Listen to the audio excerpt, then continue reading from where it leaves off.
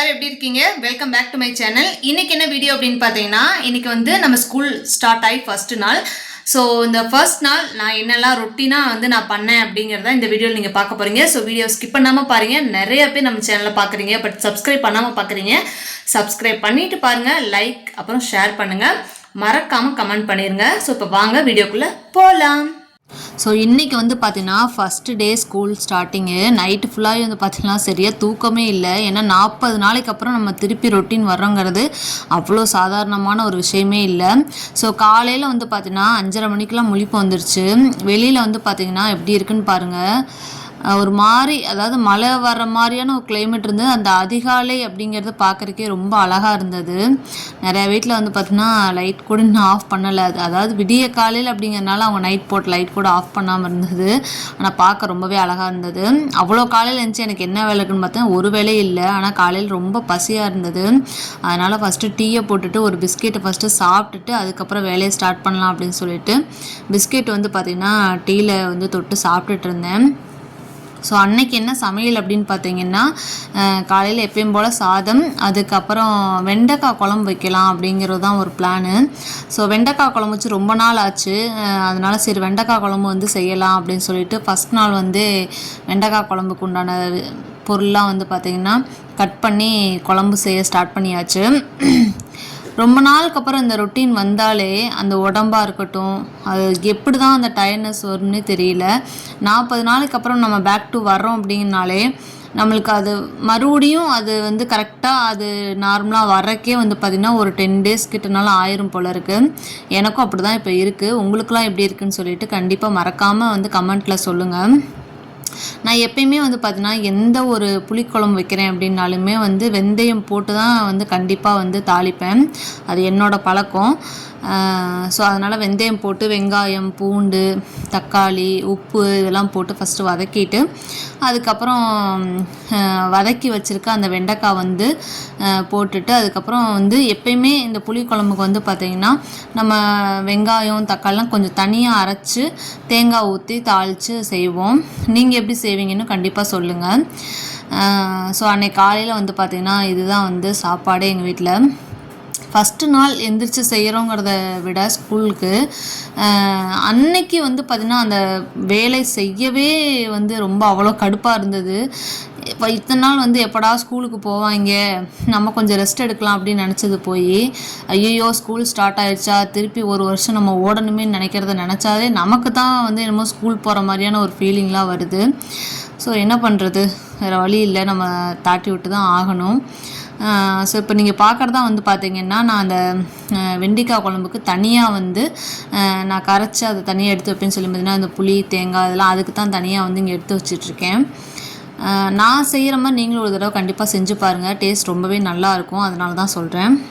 So உங்கள் பசங்களுக்கு நீங்கள் ஃபஸ்ட்டு நாள் என்ன செஞ்சு ஸ்கூல் கொடுத்து விட்டீங்க அப்படின்னு மறக்காமல் என்கிட்ட சொல்லுங்கள். ஸோ இன்னி வந்து பார்த்திங்கன்னா ஒரு வருஷம் கிட்டத்தட்ட, அந்த ஒரு வருஷமே வந்து பார்த்திங்கன்னா என்ன சமையல், என்ன சாப்பாடு, இன்றைக்கி என்ன குழம்பு, என்ன பொரியல், அதுதான் வந்து பார்த்திங்கன்னா நம்மளுக்கு மேக்ஸிமம் மைண்டில் ஓடிட்டே இருக்கும். செஞ்சதை ரிப்பீட்டாக செஞ்சாலும் சாப்பிடவும் மாட்டாங்க.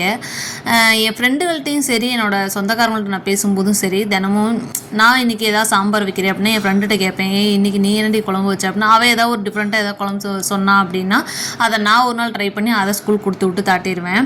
ஆனால் இதில் என்ன ஒரு விஷயம் அப்படின்னு பார்த்தீங்கன்னா, சம்டைம்ஸ் வந்து சாம்பார் அப்படின்னு நான் சொன்னேன், என் ஃப்ரெண்டு அதே தான் சொல்லுவாள். வேறு யார்ட்டாவது எங்கள் அம்மாட்டையோ சொந்தக்காரங்கள்ட்ட அண்ணா ஒய்ஃப் அப்படி யார்கிட்ட பேசும்போது அவங்களும் வந்து பார்த்திங்கன்னா அன்றைக்கி நானும் சாம்பார் நீயும் சாம்பார் அன்றைக்கும்பாங்க. அப்போல்லாம் வந்து பார்த்திங்கன்னா என்ன தான் நாளைக்கு குழம்பு வைக்கிறதுன்னு நாங்கள் பேசும்போது வந்து பார்த்திங்கன்னா நீ இந்த குழம்பு வை, நாளைக்கு நான் அந்த குழம்பு வைக்கிறேன் அப்படின்னே வந்து இன்னி வர ஒரு வருஷம் ஓடிக்கிட்டு இருக்கோம். ஸோ என்ன பண்ணுறது, யூடியூப்பை பார்த்து நம்ம ஏதாவது குழம்பு டிஃப்ரெண்ட்டாக செஞ்சு கொடுக்கலாம் அப்படின்னு செஞ்சால் சில குழம்பு தான் வந்து பார்த்திங்கன்னா நம்ம வீட்டில் இருக்கிறவங்களுக்கும் பிடிக்குது. பல விஷயங்கள் வந்து பார்த்திங்கன்னா அவங்களுக்கு அந்த டேஸ்ட் பிடிக்க மாட்டேங்குது. ஸோ நம்ம செஞ்சதே ரிப்பீட்டாக செய்கிற அப்படின்னு நம்ம யூடியூப்பை பார்த்து நம்ம வேறு ஏதாவது செஞ்சு கொடுத்தாலும் இதுவும் பிரச்சனையாக இருக்குது. என்ன பண்ணுறனே வந்து இனி ஒரு வருஷம் வந்து தலையெல்லாம் பிச்சுக்குது. சரி அப்போ லீவ் விட்டாங்க, அப்போ நம்ம லீவ்லனாலும் நிம்மதியாக இருக்கலாம்னு பார்த்தா இவங்களை மேய்க்கிறத நினச்சாலே வந்து எப்படா அடுத்து ஸ்கூலுக்கு திறப்பாங்க, நம்ம ஸ்கூலுக்கு தாட்டி விடலாம் அப்படின்னு நிறைய யூடியூப்பில் வந்து நான் பார்த்தேன். ஸ்கூல் ஓப்பன் ஆகிடுச்சின்னு சொல்லிட்டு இந்த பேரண்ட்ஸ்லாம் வந்து சந்தோஷப்படுறது. அஃப்கோர்ஸ் எங்கள் வீட்லேயும் வந்து அப்படி தான் இருக்குது. என் வீட்டில் வந்து பார்த்திங்கன்னா ஒரே பையன் தான் நீங்கள் நினைக்கலாம். பட் என்ன செய்கிறது, ஒரு பையனாக இருந்தாலும் சரி 10 பிள்ளைகளாக இருந்தாலும் சரி 1 10க்கு சமானம்னு சொல்லுவாங்க. அந்த மாதிரிக்கு என் வீட்லேயும் அப்படி தான் இருக்குது. ஸோ என்ன பண்ணுறது, இனி வந்து ஸ்கூல் ஸ்டார்ட் ஆயிடுச்சு. ஆனால் எனக்கு என்ன ஒரு விஷயம் புரியல அப்படின்னா, ஸ்கூல் வந்து பிள்ளைகளுக்கு தான் ஸ்டார்ட் ஆகுது. ஆனால் நம்ம என்னமோ ஸ்கூலுக்கு போகிற மாதிரிக்கு வந்து பார்த்திங்கன்னா இருக்க நாள் அப்படி தான் போகுது. நம்ம விறுவிறுன்னு எழுந்திரிச்சு நம்ம ரெடி, அவங்க வந்து ஸ்கூல் போகிறதுக்கு ரெடி ஆகிறாங்க. நம்ம வந்து பார்த்திங்கன்னா இவங்களை ஸ்கூலை கலப்புறதுக்கு ரெடி ஆகிறதே வந்து நம்ம தினமும் ஸ்கூல் போகிற மாதிரியான மனநிலையில் கொண்டு போய் விடுது. ஸோ இந்த வருஷம் வந்து பார்த்திங்கன்னா என் பையன் 9th போகிறான். அதனால் வந்து ஃபஸ்ட் நாள் வந்து பார்த்திங்கன்னா சனி ஞாயிறு லீவ் வரும். இப்போ வந்து சனிக்கிழமையும் ஸ்கூல் வைக்கிறாங்கன்னு நினைக்கும்போது ரொம்ப வேதனையாக தான் இருக்குது. என்ன பண்ணுறது, வாரத்தில் ஒரு நாள் தான் லீவு. அந்த ஒரு நாள் ஏதாவது ஃபங்க்ஷன் அப்படி இப்படின்னு வந்துருச்சுன்னா அன்றைக்கி உட்கார கூட நேரம் இல்லாத மாதிரி ஃபங்க்ஷனுக்கு போயிட்டு இருந்தோன்னாவே மதியானம் ஆயிரும். அப்புறம் கொஞ்ச நேரம் படுத்துச்சு சாயங்காலம் ஆயிரும். அந்த நாளே எப்படி ஓடி போயிடும். என்னமோ என் வேதனைகள் நான் யார்கிட்ட கொட்டுறது, உங்கள்கிட்ட தானே கொட்ட முடியும்னு கொட்டிக்கிட்டு இருக்கேன். ஸோ ஒரு வழியாக வந்து பார்த்திங்கன்னா அன்றைக்கி வெண்டைக்காய் குழம்பு வச்சாச்சு. சார்கிட்ட போய் என்னப்பா வெண்டைக்காய் குழம்பு வச்சாச்சு, வெண்டைக்காய் எடுத்துகிட்டு போய்க்கிறியா அப்படின்னு கேட்டால் வெண்டைக்காய் தானம்மா, வேறு எதுவும் சைடிஷ் இல்லையான்னு கேட்டார். சரி சைடிஷ் கேட்குறேன் அப்படின்னு சொல்லி போட்டு இருக்கிற வெண்டைக்காயை தனியாக பொறுக்கி அதில் போட்டுக்கிட்டு இருந்தேன். அதை பார்த்துட்டு ஏமா இதை கேட்டால் நீ அதையே குழம்புல இருக்கிறத எடுத்து போட்டுக்கிட்டு இருக்கிறேன்னு சொல்லிட்டேன். சரி போ அப்படின்ட்டு ஃபஸ்ட் நாள் ஏதோ நம்ம மனசை காயப்படுத்தக்கூடாது அப்படின்ட்டு அன்றைக்கி என்ன பண்ணிட்டேன்னு பார்த்தீங்கன்னா சைட்லேயே வந்து அப்பளம் பொரிச்சு கொடுத்துடலாம் அப்படின்னு சொல்லிட்டு அப்பளமும் பொரிக்க ஸ்டார்ட் பண்ணிட்டேன். என்னோடய ஹஸ்பண்ட் சொல்லுவார், இருக்கிறத வச்சு கொடுத்து விட்டு பழக்கு, நீ இந்த மாதிரி அவனுக்கு ஸ்பெஷலாக அவன் கேட்குறான்னு செஞ்சு கொடுக்காது அப்படிம்பாரு. ஸோ நம்மளாம் ஸ்கூல் போன காலத்தில் வந்து பார்த்திங்கன்னா இருக்கிறதான் சாப்பிட முடியும், ஆப்ஷனலே இருக்காது, கேட்டாலும் இருக்காதுன்னு வச்சுக்கோங்களேன். அந்த மாதிரி இவங்களுக்கு இருக்கிறனால ஏதோ கொடுப்போம் அப்படிங்கிறது தான். நம்ம ஸ்பெஷலாக தாளிக்கிறோங்கிறதுக்காக நம்ம வந்து ஒவ்வொரு நாளும் அப்படி 2-3 ரெசிபிலாம் செஞ்சு கொடுக்க போகிறதில்ல. என்னமோ எக்ஸ்ட்ரா என்ன ஒரு முட்டை கேட்பாங்க, 2 அப்பளம் கேட்பாங்க, அதிகபட்சம் ஊறுகாய் கேட்பாங்க, இவ்வளோ தான். ஸோ அதை வந்து ஏன் நம்ம வந்து சண்டை போட்டு ஃபஸ்ட் நாள் வந்து மூட அப்செட் ஆக்கணும் அப்படின்னு சொல்லி போட்டு தான் வந்து பார்த்திங்கன்னா என்னமோ பொரிச்சு கொடுத்தாச்சு. ஸோ மணி வந்து பார்த்திங்கன்னா 8:30 மணி ஆகுது. எங்கள் வீட்டில் ஒரு பிரச்சனை என்ன அப்படின்னு பார்த்தீங்கன்னா, ரயில்வே கிராசிங் இருக்குதுங்க தம்பி ஸ்கூல் போகிற வழியில். அது வந்து 8:50க்கு தான் வந்து கிராஸ் ஆனதுக்கப்புறம் தான் போக முடியுங்கிறனால மெதுவாக சாப்பிட்டுட்டே கிளம்புறான். காலையில் வந்து பார்த்திங்கன்னா தோசையும் சட்னி போட்டு தரேன்னே, இல்லை அந்த குழம்பு கொஞ்சம் ஊற்றி கொடுங்கம்மா நான் சாப்பிட்டு போகிறேன்ட்டான். அதனால் அவனுக்கு கொடுத்துட்டு கிச்சன் ஃபுல்லாக க்ளீன் பண்ணேன் மக்களே. இதை க்ளீன் பண்ணி முடிக்கும் போதே வந்து பார்த்திங்கன்னா ஒரு 11 மணி கிட்டத்தட்ட ஆயிடுச்சு. இதுக்கெல்லாம் வந்து பார்த்திங்கன்னா தம்பி ஸ்கூலுக்கு போகிறான் அப்படின்னு சொல்லிட்டு வந்து பார்த்தேன். வெளியே வந்து பார்த்தா ஃபஸ்ட் நாளே மழை. சரி என் அன்னைக்கு என்ன கேட்குறான்னு பார்த்தீங்கன்னா, ஃபஸ்ட் நாள் மழைனால ஸ்கூல் லீவ் விடுவாங்களான்னு கேட்டேன். அது பக்கத்தில் தான் உட்காந்துருக்கான், நான் வாய்ஸ் ஓவர் கொடுத்துட்ருக்கேன், பக்கத்தில் தான் உட்காந்து சிரிச்சிட்ருக்கேன். 45 நாள் லீவுக்கு வந்து துறைக்கு பத்தலையாம். இன்றைக்கி மழை பெய்கிறாங்க, இந்த மழை பெய்யுது அதனால் லீவ் விடுவாங்களான்னு வேற கேட்குறான். மனசாட்சி இல்லாதவன் எம்மையே. 45 நாள் லீவ் பத்தலையாம், இன்றைக்கி மழை பெய்யுது, இன்றைக்கி ஒரு நாள் லீவ் விட மாட்டாங்களாங்கிற மாதிரி. சரி ஒரு நாள் லீவுனாலும் அந்த 45 நாள் லீவ் வந்து அவங்களுக்கு அது பெருசாக தெரில. இந்த ஒரு நாள் லீவ் விட்டால் பரவாயில்ல, நாளைக்கு போகலாமேங்கிற மாதிரி. சரி என்ன பண்ணுறது.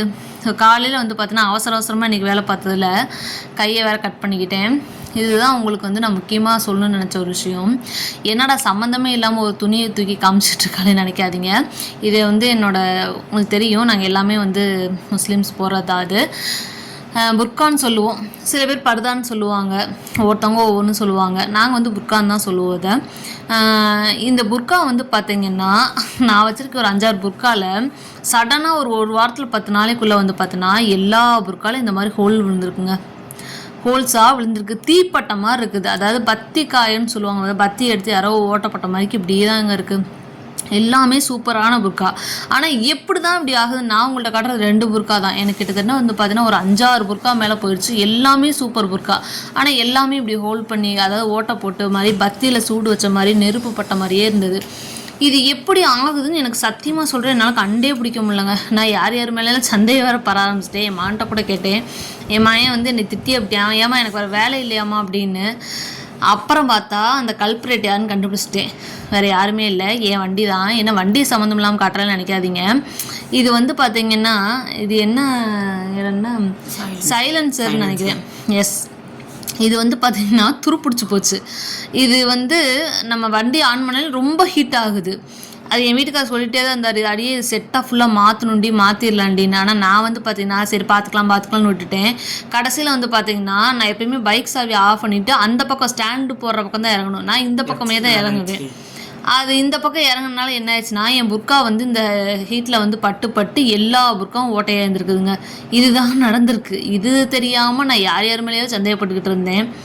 சரி என்ன பண்ணுறது, இதை கண்டுபிடிச்சதுமே நான் இல்லைங்க, என் வீட்டுக்காரர் தான். அவருக்கு தான் இந்த சிக்ஸ்த்து சென்ஸ் எல்லாம் இருக்குது. ஸோ நீங்களும் என்னை மாதிரி இந்த மாதிரி வண்டி ஓட்டுறீங்க அப்படின்னா அந்த வண்டியை வந்து நல்ல கண்டிஷனில் வச்சுக்கோங்க, இல்லாட்டி வண்டியை மாற்றிடுங்க. நான் என்ன பண்ணுறேன்னு எனக்கே தெரில. நீங்கள் ஏதாவது உங்களுக்கு சஜஷன்ஸ் இருந்தால் கண்டிப்பாக சொல்லுங்கள், நான் கேட்டுக்கிறேன். ஸோ நெக்ஸ்ட் வீடியோவில் உங்களை கண்டிப்பாக நான் சந்திக்கிறேன். ஆனால் அதுக்கு முன்னாடி இந்த மாதிரி பிரச்சனையில் இருந்தீங்கன்னா தயவு செஞ்சு முதல்ல வண்டியை மாற்றிடுங்க. இல்லை அப்படின்னா வண்டி சரி பண்ணி கரெக்டாக பர்ஃபெக்டாக வச்சுக்கோங்க. நானும் ஒன்றா மாற்றிடுவேன், இல்லைன்னா சரி பண்ணுற நிலைமையில தான் இருக்கேன். அவ்வளோதான் மக்களே, நான் நெக்ஸ்ட் வீடியோவில் உங்களை கண்டிப்பாக சந்திக்கிறேன். எந்த மாதிரியான வீடியோஸ் நீங்கள் என்னோடய சேனலில் எதிர்பார்க்குறேன்னு கண்டிப்பாக கமெண்ட்டில் சொல்லுங்கள். பாய்.